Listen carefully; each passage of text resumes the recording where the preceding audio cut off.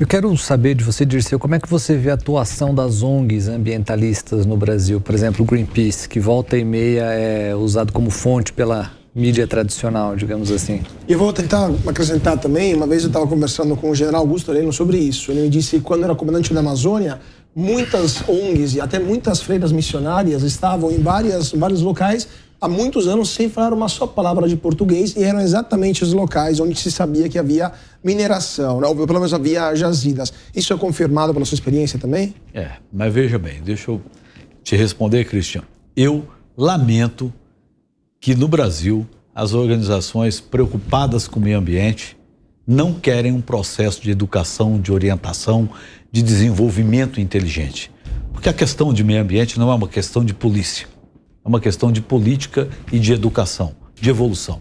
Então as ONGs deveriam ir para dentro do garimpo, deveriam estar orientando, ajudando a pensar diferente no modelo de conservacionismo da Amazônia.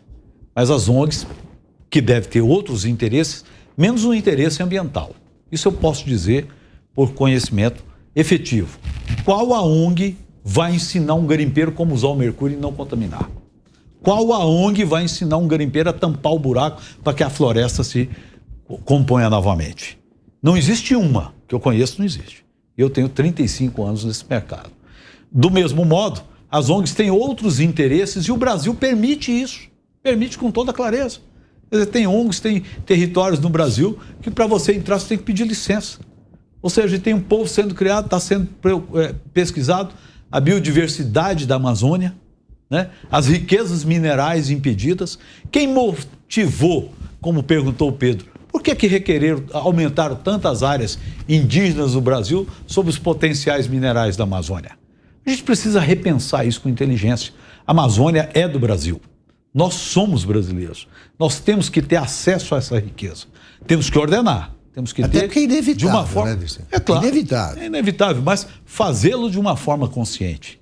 Esse é o ponto, né? Demonstrar que nós temos capacidade, sim, para desenvolver a Amazônia. E esse é o povo da Amazônia. O povo da Amazônia tem que ser respeitado.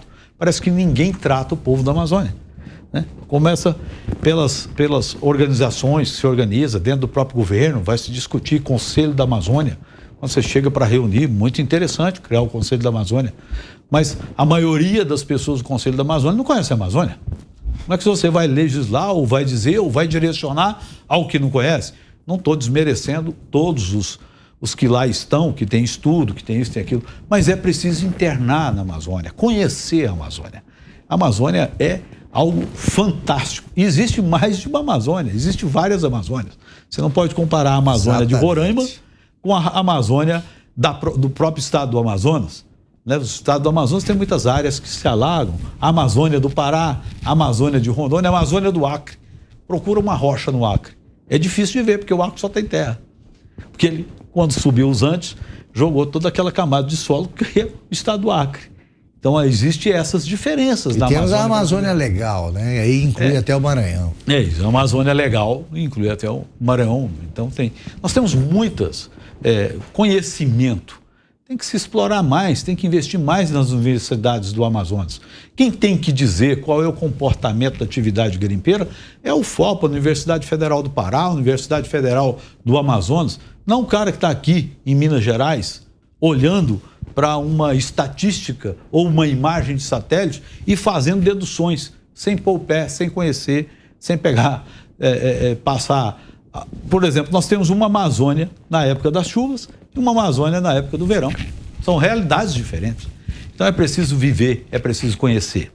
Eu vi poucos projetos interessantes serem apresentados na Amazônia. Um deles era o zoneamento ecológico do estado do Pará, ZE, Zoneamento Ecológico Econômico do estado do Pará, que com toda a área de desenvolvimento e tal, e colocando o estado num patamar de grande produção, impactaria em torno de 30%, 35% do seu território para ser 35% de um território produtivo. Na BR-163, que liga Cuiabá a Santarém, que hoje é o corredor de soja para exportação da soja brasileira, naquela época foi estudado pelo governo do estado do Pará, nós estamos falando de 2004, 2005, governador Jatene, secretário Gabriel Guerreiro, um corredor de desenvolvimento que permitiria 30, 40 quilômetros para a esquerda, 30, 40 quilômetros para a direita e com intervalos a cada 70, 100 quilômetros ligando uma floresta a outra,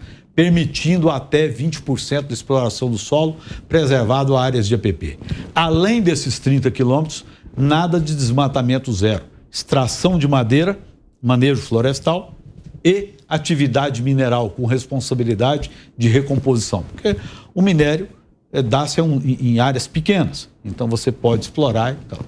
Esse projeto foi desconsiderado no governo do PT e foi desconsiderado, criaram unidades de conservação para engessar. Isso empurrou a garimpagem para a ilegalidade sem querer. Aqueles garimpeiros já estavam lá. Então a falta de inteligência, de desenvolvimento da Amazônia, falta de respeito com o povo da Amazônia, está acontecendo o que está acontecendo. Acima de tudo, o Brasil ainda preserva muito. É o país que mais preserva no mundo.